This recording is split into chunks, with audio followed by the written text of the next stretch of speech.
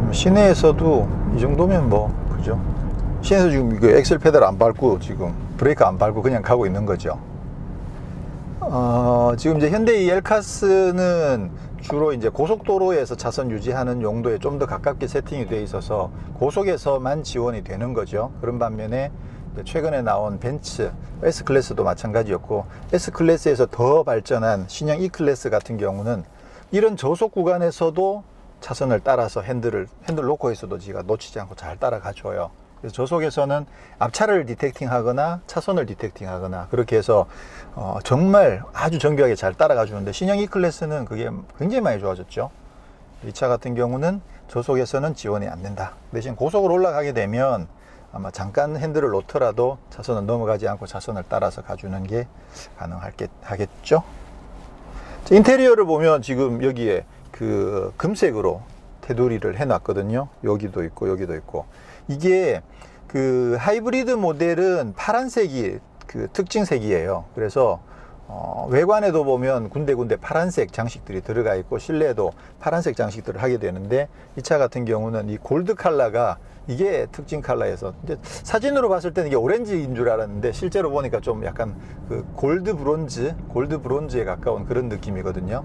이게 특징 컬러여서 앞에 보면 범퍼 하단에 립 스포일러 끝부분에도 이 색깔이 장착이 붙어 있고, 또 그 헤드램프가 기본형으로는 HID고요. 옵션에 위급에는 LED 헤드램프가 적용이 되거든요. 그리고 LED가 적용이 되는 경우에는 그 LED의 그 링에다가 이 골드 브론즈도 적용이 되어 있더라고요. 그래서 실내에도 곳곳에 이 골드 브론즈를 장식을 해놨는데 이 느낌은 되게 좋습니다. 색감도 좋고. 전체적으로 이것도 지금 뭐 패턴도 고급스럽고 질감도 좋고, 여기에는 인조 가죽이지만 스티치까지 넣어서 커버링을 해놨고, 스티어링 휠도 이게 D컷인데 여기는 또 잘라놨거든요. 이 디자인도 예쁘죠. 디자인도 예쁘고 이 가죽 질감도 굉장히 매끈매끈하면서 그립도 좋고, 스티어링 휠도 이게 직경도 작아요. 직경도 작아가지고 상당히 좋죠. 그리고 이제 그 스마트 크루즈 컨트롤을 컨트롤하는 이 패드가 여기에 붙어 있는 거, 이것도 굉장히 칭찬할 만하죠. 벤츠는 여기 숨어 있고 포르쉐도 숨어 있죠. 그런 것들에 비해서 여기 눈에 보이는 데 있으니까 굉장히 쉽게 쓸 수 있어서 좋죠.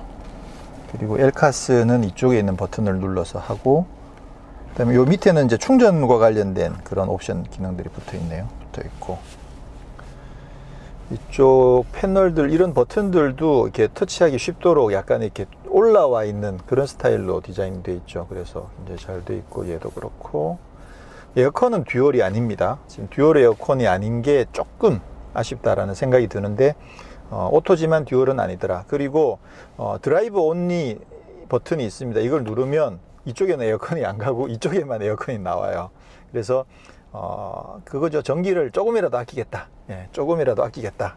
그래서 이제 드라이브 온리 버튼이 붙어 있는데, 이거 사실 써보면 그다지 효율적이지는 않은 것 같아요. 날씨가 많이 더운 날은 드라이브 온리만 하면 아주 세게 틀어도 좀 더워요. 왜냐면 이쪽이 계속 뜨거워지고 있기 때문에 뜨거운 바람이 계속 돌면 드라이브 온리 해놨을 경우 아주 뜨거운 날은 드라이브 온리 하면 진짜 더워져요. 에어컨 빵빵하게 틀어도. 그래서 차라리 그냥 4개를 다 해서 공간 전체를 다 시원하게 해주는 게 훨씬 더 낫더라.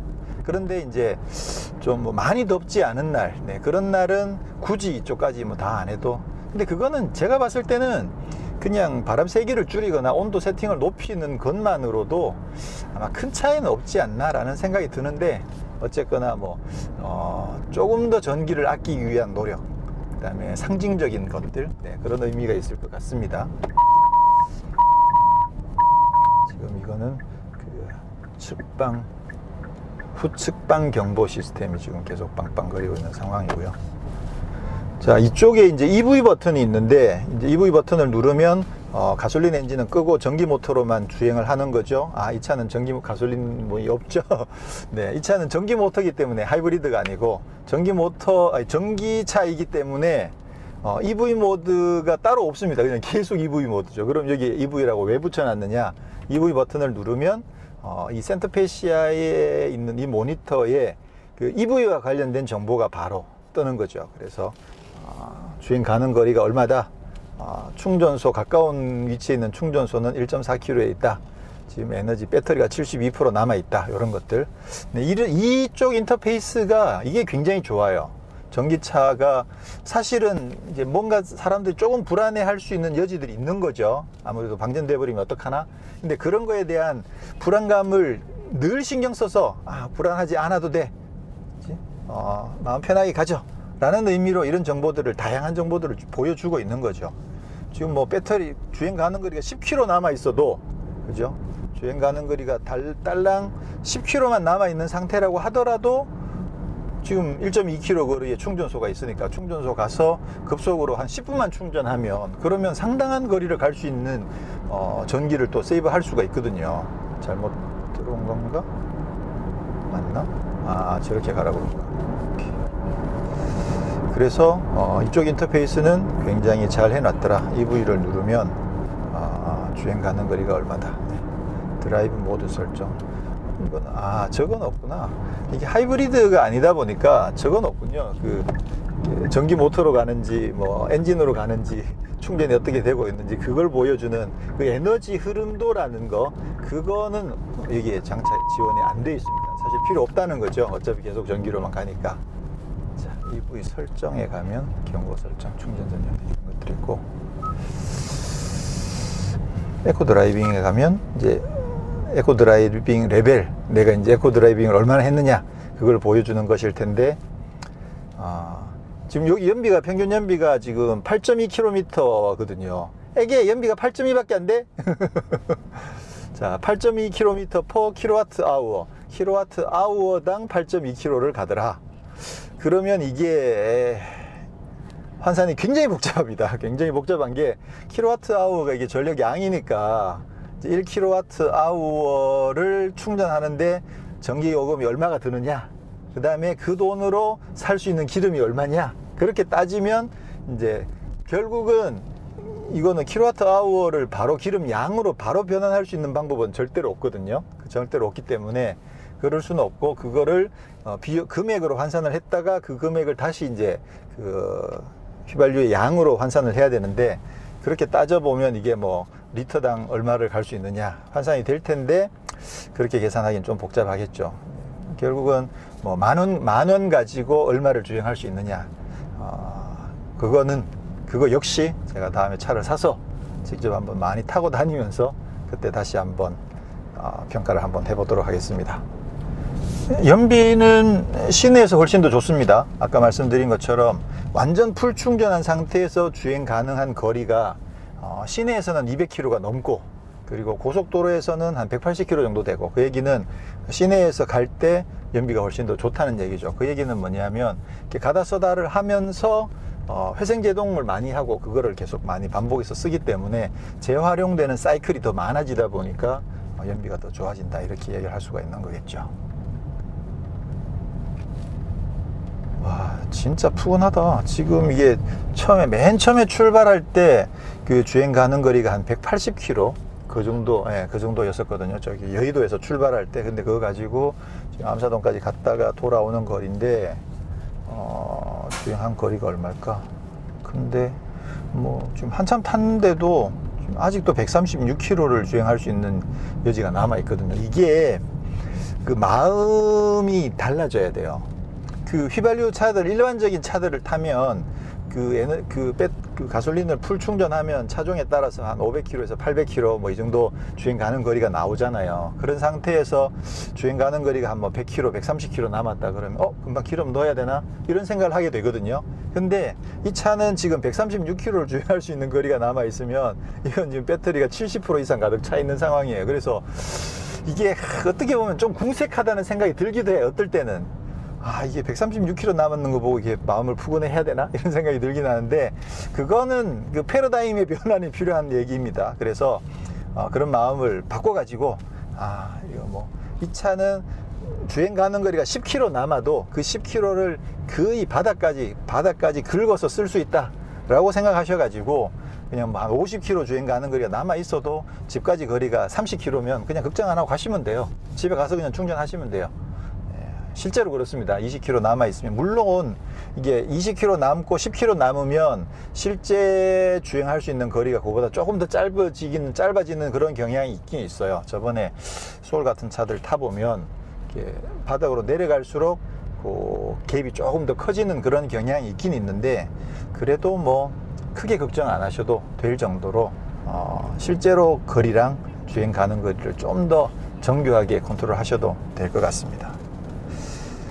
자, 지금 별로 뭐 떠들다가 또 뭐 지금 오늘 시승 코스를 지금 이게 미디어 시승회 형태로 지금 진행을 하고 있는데요. 시승 코스를 여의도 국회의사당 뒤쪽에서 올림픽대로를 타고 또 시내 강남 그 도산대로를 통과해서 그런 식으로 지금 그 시승 코스를 잡았거든요.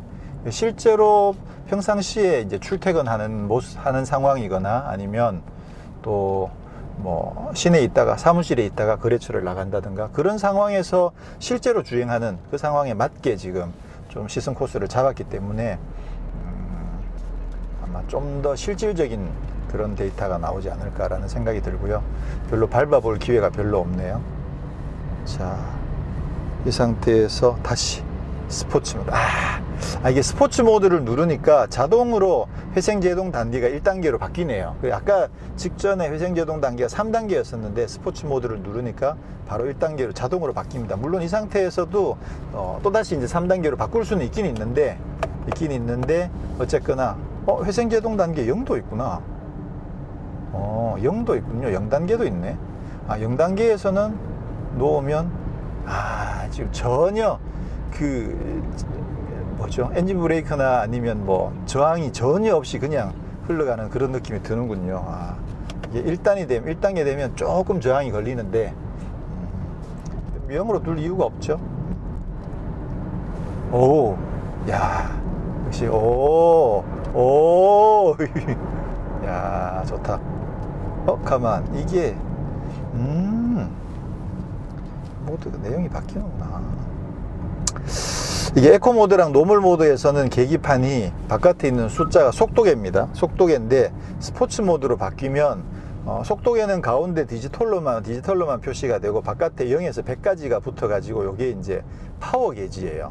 누르면 파워를 100%까지 쓰고 있다라는 것을 보여주는 그런 게이지가 지금 장착이 되어 있군요. 자, 지금 이제 올림픽대로에서 속도가 좀 올라가고 있는 상황이어서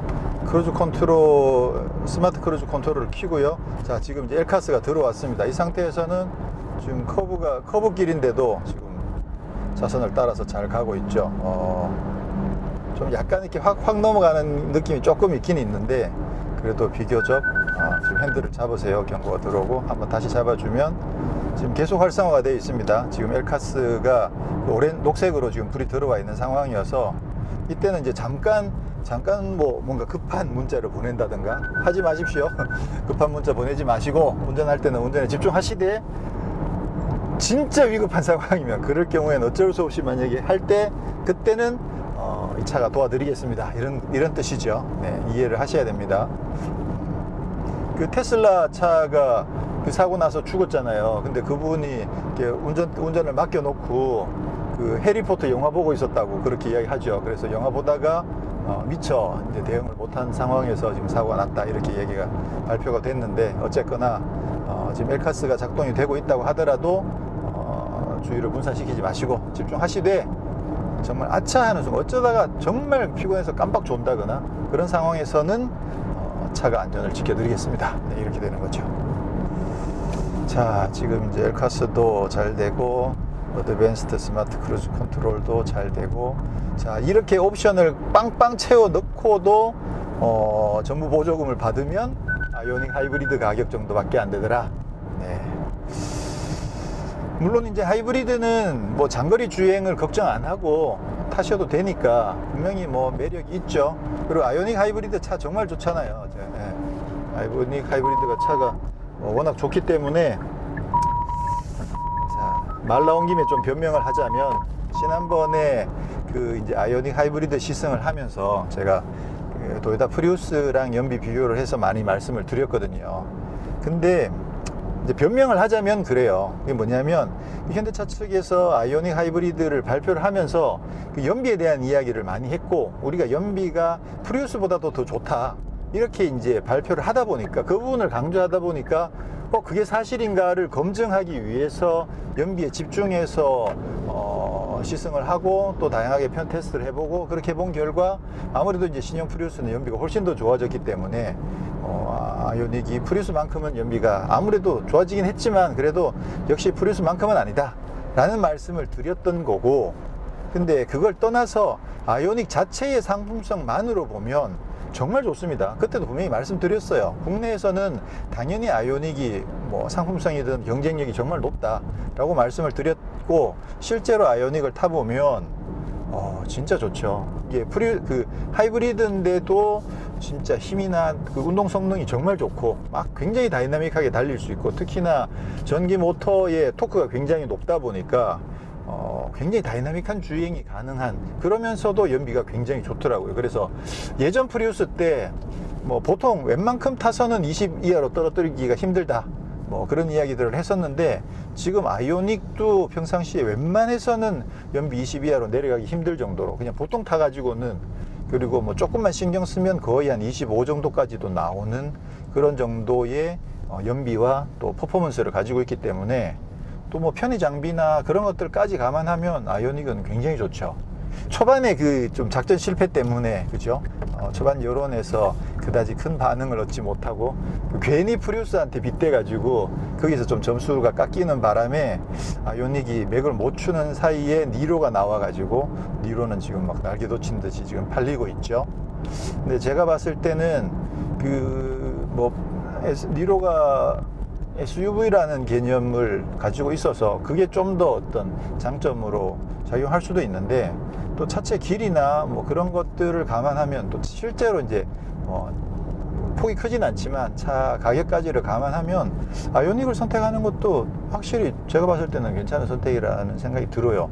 또 짐을 뭐 예를 들어서 긴 짐이나 이런 거 쓸 때 아이오닉은 해치백처럼 열리니까, 그리고 차체 길이도 워낙 길고, 휠베이스는 똑같죠. 아이오닉이랑 니로가 휠베이스가 2700 다 똑같으니까 사실 뭐 공간상에서 큰 차이는 없지만 차체 길이가 아이오닉이 더 길거든요. 그러면 뒤에 트렁크 공간에서는 길이 면에서 아이오닉이 니로보다 좀 더 나을 수도 있겠죠.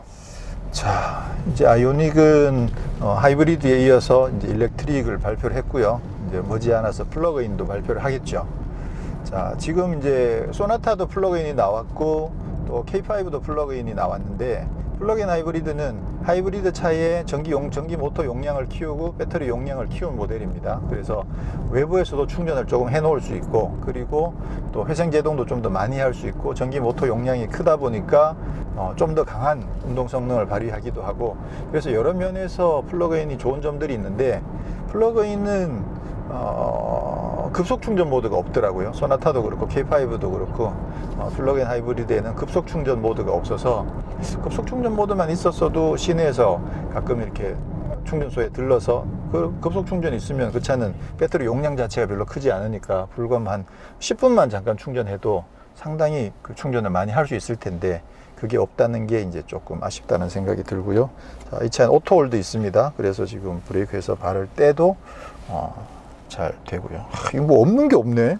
냉방 시트 있어, 오토홀드 있어, 열선 핸들 있어, 그 다음에 드라이브 모드 완전 좋아, 이거 변속기 디자인 완전 좋아, 시프트 패들도 있어, 어드밴스드 스마트 크루즈 컨트롤 있어, 긴급 제동 있어, ECM, 하이패스가 없다. 왜 없을까요? 아마 이게 이상하네. 하이패스가 왜 없지? 그러고 보니까 이 안에 들어있나? 없지. 하이패스가 없네요. 이게 아마 지금 지금 앉아있는 이 시트가 그 프리미엄 패키지에 들어있는 가죽 시트거든요. 보면 이게 갈색 스티치랑 위에 그 격자무늬 퀼팅이 있는, 이게 프리미엄 패키지가 적용이 된 거고, 지금 봤을 때는 이게 아마 그 윗급 그레이드인 것 같아 보이는데, 지금 하이패스가 없는, 하이패스는 옵션에도 못 봤는데, 확인해서 나중에 댓글로 달아드리겠습니다. 확인이 되면. 선루프도 있고. 자, 가시죠. 오, 이 휠스핀. 야, 지금 앞바퀴에서 막 휠스핀이 나는데, 자, 근데 이게 지금 승차감이 어떤 그 나긋나긋한 느낌이 들고 하는 부분이 그 타이어의 영향도 좀 있을 것 같아요. 지금 이 차 같은 경우는 타이어가 지금 폭이 좀 좁은 미쉐린의 그 친환경 전용 타이어를 지금 신고 있다 보니까 아마 좀 더 부드러운 느낌을 주지 않을까라는 생각이 듭니다. 자, 이제 많은 분들이 궁금해 하시는 것 중에 하나가 가장 대표적으로 그럼 전기로 달리면 그게 기름값에 비해서 얼마나 싸냐, 이게 많이 싸지나요? 이게 질문들을 많이 하시는데, 사실 저번에 이제 소울 전기차를 시승하면서 뭐 느낌상 거의 한 10분의 1밖에 안 되는 거 아닌가? 이런 느낌이 들었는데 그 정도는 아닌 것 같아요. 그 정도는 아니고, 지금 저도 정확한 데이터가 없기 때문에 그것도 제가 다음에 이 아이오닉 일렉트릭을 사서 좀 장거리 주행을 한번 해보고, 그 다음에 그 주행 거리랑 이제 휘발유나 가솔린, 이제 휘발유나 디젤 환산을 해서 한번 연비가 얼마나 드는, 그 비용이 얼마나 싸게 드는지 그때 가서 다시 한번 말씀을 드리겠습니다. 자, 이거 뭐 아이오닉 일렉트릭 산다고 지금 공헌을 계속 하고 있는데 과연 살 수 있을지 이건 뭐 두고 봐야겠죠. 자, 이제 거의 다 도착을 했는데요. 이거 상당히 좋습니다. 굳이 깐다면 이렇게 고속에서 생각보다 이게 스티어링에 유격이 조금 있어요. 조금 있고 또 롤도 조금 있는. 근데 이제 뭐 굳이 고속으로 안 달리고 뭐 한 20km 정도, 30km 정도 이내라면 크게 뭐 안정감에 무리가 있는 수준은 아니고, 그리고 이 스포츠 모드 이건 진짜 대박이에요. 스포츠 모드 이건 진짜 대박이고, 평상시에는 에코 모드로 타시는 걸 추천을 드리고, 그리고 이게 최고 속도도 제일 높아요. 최고 속도도 i30보다, i30 아니지, i3, BMW i3보다도 이게 최고 속도가 더 높아서 지금 여기서 밝히지는 않았는데 정부 측에 보고된 자료에 의하면 165km인가 최고 속도가 그 정도까지 올라가요. 와, 전기차인데 165면 진짜 높은 거 아닌가? 그치. 상당히 높죠. 그래서 최고 속도가 높다라는 건 뭐냐면 100km로 주행할 때 기름을 훨씬 적게 쓸 여지가 더 많다는 거거든요. 최고 속도가 120밖에 안 되는 차가 100km로 달리면 그거는, 전기차는 속도가 올라가면 올라갈수록 에너지를 엄청나게 많이 쓰게 되거든요. 그렇게 봤을 때 최고 속도가 높다는 얘기는 평상시에 항속을 하더라도 훨씬 더 전기를 적게 쓰고도 주행할 수 있는 여지가 있다, 이렇게 이야기를 할 수가 있겠죠. 자, 시승을 이제 마칩니다. 마치는데 뭐 좋으네요. 아주 일단 뭐 디자인도 좋고, 야, 좋다. 자, 이번 아이오닉 전기차의 백미는 이 변속기 버튼 그리고 스포츠 모드, 그 부분이 백미다 라고 말씀드리면서 시승을 마치도록 하겠습니다.